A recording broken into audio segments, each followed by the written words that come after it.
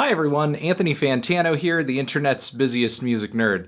And in this video, I'm doing something that I don't typically do. I'm responding to an article I read online. Something that has kind of been bugging me as of late is just kind of the quality of music writing that I find on the internet, on major music publications, specifically a lot of the think pieces that I see dropped. And this one really is so horrendously bad that it really is the straw that broke the camel's back. Not just Nazis, alt genres have always been safe spaces for white people. This is the dumbest shit I've ever read. For one, thank you to the good people over at Fusion for this amazing failure of an article. Let's get into the meat of this thing. For one, our writer in this article doesn't really have much of a point, so she spends half of the article explaining what the alt-right is. Richard Spencer, that total douchebag, and his ilk. She has to go into deep details, sort of drawing background about these people, just to kind of lull the reader into this sense that she knows what she's talking about, so that she can make the gigantic logical leap to sort of hook the alt-right onto alternative genres, specifically alternative rock. Yes, simply because alt-right has the prefix alt in front of it, that means that it's worthy of comparison to alternative rock. Also, I'm totally confused about the titling of this thing. When I look at this thing on Google, it says alt genres have just been safe spaces for white people. But when I actually look on the page on the website, not just Nazis is also worked into the title. I can tell that Fusion really wanted to put up an article with the word Nazi in it just to make it a little more clickbaity. Our writer also cites this that seems to make us think about the fact that alternative rock radio stations never really played all that much hip-hop, which seems like such an out-of-touch point to make. So out of touch that I actually assumed this article had been written in 2016 by a millennial who didn't understand how radio programming used to work,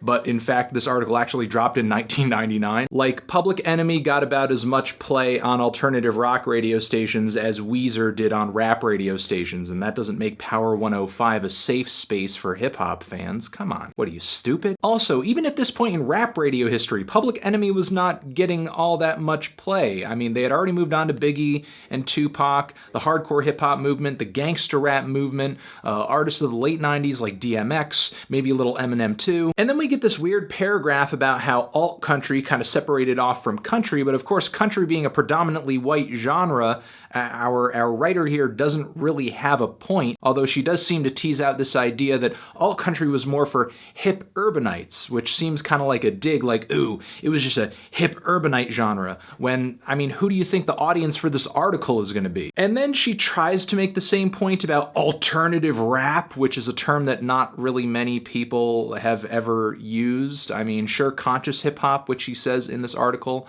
a lot of people back in the day used to just call it backpack rap. At this point, I think our writer has lost her train of thought, and maybe she even knows it, as she says that conscious hip-hop or alternative rap was basically a place for music listeners who had discomfort with the political sensibilities of an artist like Tupac. Are you fucking kidding me? There are dozens of conscious rappers whose politics are way more radical than that of Tupac, and yet they were celebrated by white and black audiences alike. How you could just kind of characterize conscious hip-hop fans as people who can't handle Tupac, I don't know. What? And also, the writer brings up alternative R&B, which you would think that this would be her basically disproving her point, that alternative genres are just safe spaces for white people. I mean, for alternative R&B, it's not even a predominantly white genre in terms of artistry and audience. Some of the biggest alternative R&B artists include Miguel and Frank Ocean and Anderson .Paak. Sure, you have your James Blakes and your Jamie Woons and so on and so forth, but the whole label of safe space for white people doesn't exactly apply here, nor does it to an ocean of other alternative genres. And the elephant in the room that's not being talked about here that I have to add to this video is that our writer doesn't address punk not one time throughout this entire article, despite it being the alternative genre of alternative genres, where artists of color have thrived for decades. I'm not really sure what to say about this article. I mean, blatant ignorance toward the history of music, blatant ignorance toward the way that people actually consume music, blatant ignorance to who is actually consuming the music, complete inability for the writer to prove her point because she can't really apply it to that wide of an array of situations, and a lot like that knuckleheaded, unbearable whiteness of indie article that dropped on Pitchfork a little while ago. This thing is just beating a dead horse. When was the last fucking time an alternative rock radio station actually had any sway on what the masses are listening to? When was the last time that alternative rock was actually a cultural force in the music world? Our author also kind of erases the existence and the history of music fans who didn't happen to be white but actually enjoy these alternative genres, artists who worked in these alternative genres, who might have played on these alternative rock radio stations but weren't all in fact white. She sort of writes Rage Against the Machine off as a white band. She doesn't mention System of a Down. She doesn't mention Living Colour. She doesn't mention Hootie and the Blowfish. There's nothing I can do. I only wanna be with you.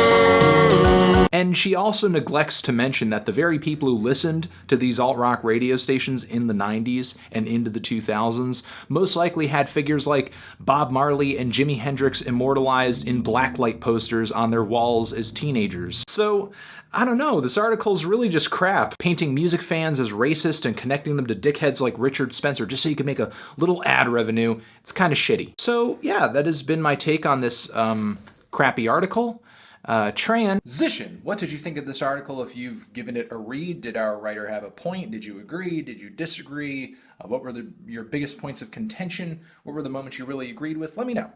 Also, all sorts of links next to my head, other videos you can check out, subscribe to the channel, official website, and that's it. I hope everyone has a good day. Forever.